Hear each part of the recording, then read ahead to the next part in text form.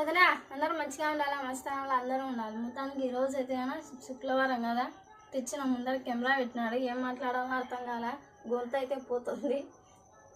ఏం మాట్లాడాడు అనుకుంటా. ఈరోజు నాకంటే మనోరథం అనుకుంటా. నాకేం మనోరథం కాదు, గొంతు పోతుంది అంటే కరెక్టే పోతుంది. కానీ నిన్న మొన్న వీడియోలు చెప్పమంటే నిన్న కూడా మొన్న కూడా సినిమా వీడియోలు ప్రమోషన్ వీడియోలు కూడా పాపం గొంతు ప్రాక్టీస్ చేసుకుంటుంది. మీరు చూసింటారు కూడా ఆల్రెడీ. మళ్ళీ ఈ చలికి లేచి ఎంపలాడుకుంటా గొంతు పోతున్నా కానీ లెక్క చేయకుండా మళ్ళీ ఇంట్లో ముగ్గులు ఏమోలే.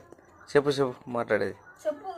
నేను చెప్పేది ఉంది. పోసుకోవడం శుక్రవారం చేయాలి, వ్యాపారం తప్పిన శుక్రవారం చేయాలి, తప్పదు.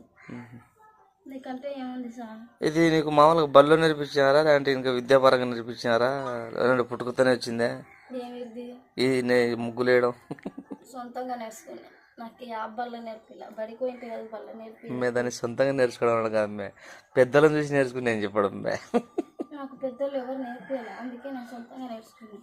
ఓహో, అంటే దేవుని భక్తి సొంతంగా నేర్చారు. కరెక్టేలే. ఏమంటావా? మాకు 4 ఇదిగో ఇప్పుడు నా 3 పిల్లలు అయితే ఎట్లా ఎగుతున్నానో మాకు 5 మంది తరగతి మా అమ్మ ఎగుతానే.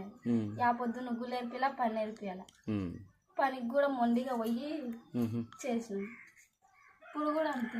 ఏం అట్లా అడుగుతుంది?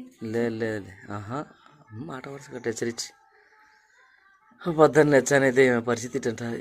డైలీ ఇంతే. నాకు తెలిసినంత మంగళవారం కానీ శనివారం కానీ శుక్రవారం కానీ రాకూడదు.